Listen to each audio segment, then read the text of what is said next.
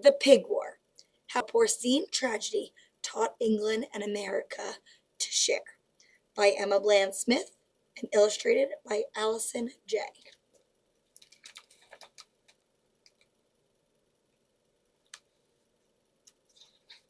The Pig War.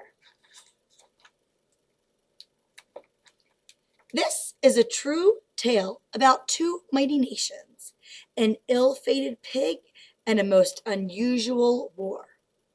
It is also a story about sharing. The date, June 15th, 1859.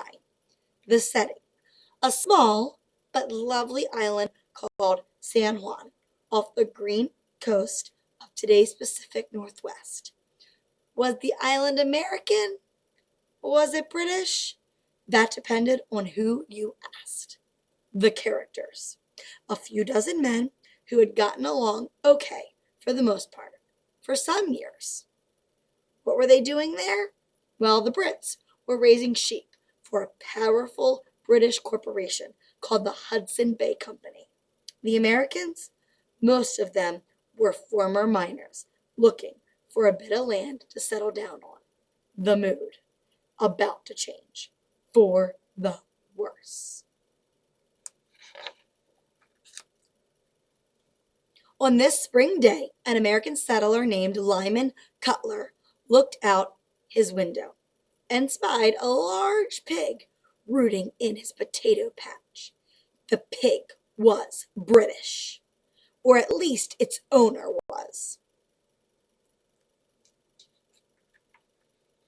Now, the Brits and the Yanks were on a fairly good terms. True, they fought a terrible war, America's War of Independence, nearly a century before, and about 30 years later, they'd clashed again in the War of 1812. But since then, things had calmed down. They were, if not exactly friends, then at least polite rivals in the exploration and settlement of the West. But still, tempers can flare, and on this fateful morning, Lyman's did. Maybe Lyman hadn't had his coffee. Maybe he'd slept poorly. Maybe he was looking forward to boiling those potatoes for his supper. Maybe he was thinking of the many painful miles he rode to buy the potato seeds. But for whatever reason, when he saw that pig, he got cranky. He acted without thinking, and the pig paid the ultimate price. Poor pig. Instantly, Lyman regretted his rashness. He hurried to the pig's owner, Charles Griffin, and offered to pay for the animal. A gleam in his eye, Charles asked Lyman for $100, and all would be forgiven. Simple, right? Not quite. $100 was an outrageous sum at the time. For that kind of money, a person could buy a nice plot of land. A farm laborer earned only about $200 per year. Lyman refused to pay. There is a better chance for lightning to strike you than for you to get $100 for that hog, he said. Charles was affronted. You Americans are a nuisance on the island, he bellowed. In Charles' eyes, the island was British. I consider it American soil, reported Lyman. That was too much for Charles. By this time, he was more than a little cranky himself. He told an official, who threatened to have Lyman arrested and all his fellow Americans evicted from the island. The same day, Charles sat down and wrote to his boss, James Douglas, the governor of the Crown Colonies of Vancouver Island and British Columbia. That should do it, he figured. But those Yanks, they knew their way around a fountain pen, too. They wrote a letter to General William Harney, the American military commander, and signed it, all 18 of them. Now, the two bosses, Harney and Douglas, may or may not have been cranky. We don't know. But we do know that they were both, it must be said, on the hot-headed side. Harney promptly dispatched a company of 64 men under the command of Captain George Pickett. The Americans must have sighed a breath of relief. Such a fearsome display of power would surely make the Brits back off. Simple, right? Not quite.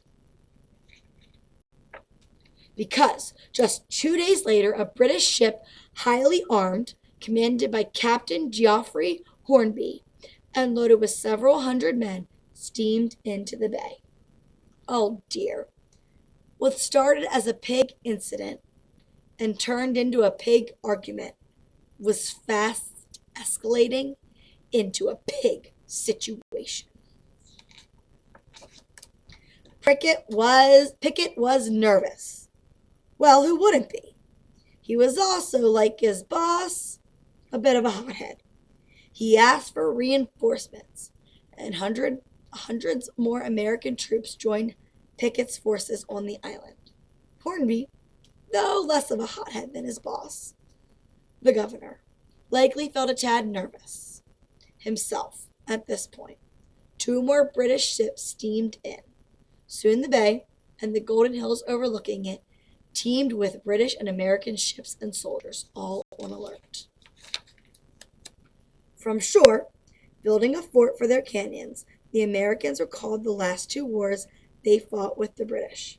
So many young men killed, so many children orphaned. Did they want to suffer that tragedy again? From their ships, aiming their own cannons, they had 46 in all, the British pondered their tentative relationship with the United States. They want to reignite the hostile attitudes of the past. Both sides waited anxious, wondering if a scuffle over a pig had gotten just a tad out of hand. The pig war was about to begin. Tense days passed. The British Captain Hornby, taking a risk, ignored the governor's orders to land Marines on the shore. Brave fellow. Then, unsure what to do next, Hornby waited for his supervisor rear, Admiral R. Lambert Baines. Another good move. Baines was even less trigger-happy than Hornby. When he arrived and heard about the situation, he exclaimed, or so they say, "Tut, tut! No, no!" Then he ordered his troops to sit tight and added, in so many words, "Hold your fire!" Phew! On the American side, Lieutenant Colonel Silas Casey took over from Pickett. He, too, was admirably lacking in hot-headedness. He rowed out to one of the British ships and tried to talk things through, but still, neither side would back down.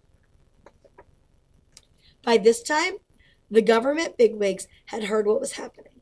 A squabble over a pig in a potato patch was about to plunge the 2 nations into war? President James Buchanan, far off in Washington, D.C., was alarmed. So were the British officials. Buchanan sent a message. "Don't shoot unless they shoot first," was the order, but in much fancier language. And with the approval of the Brits, the president dispatched a proven negotiator. Hastily, or as hastily as possible, for a time when it took 6 weeks to cross the country, General Winfield Scott arrived to help the 2 sides work things out. General Scott, it will not be disputed, was the least hot-headed of the whole gang. He worked his magic. Maybe the soldiers missed their families. Maybe both sides had cooled off. Maybe General Scott was a persuasive speaker.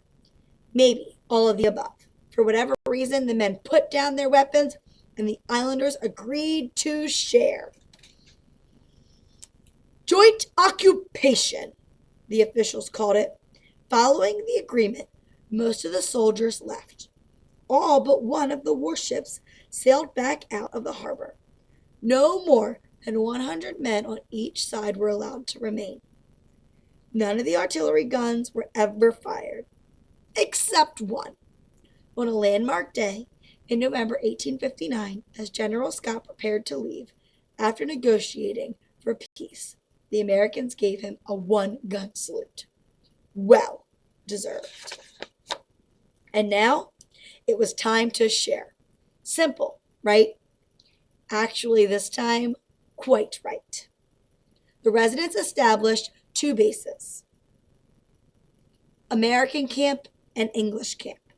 Together, they improved the island. They fixed the roads. They set up a bi-national patrol to keep order. They even attended each other's holidays. Every summer, the Americans celebrated the 4th of July and invited the British. Every May 24th, the British threw a birthday bash for their queen, Victoria, and the Americans always joined in.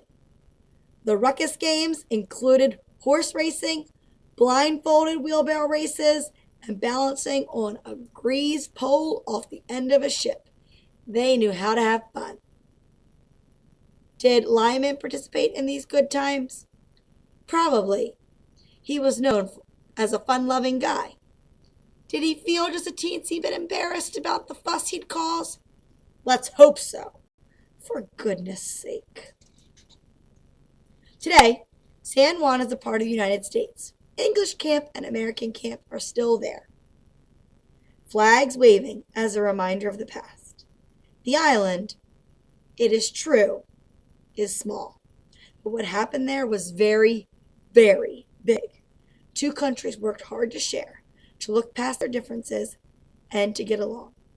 They did all that, and no one got hurt, except the pig.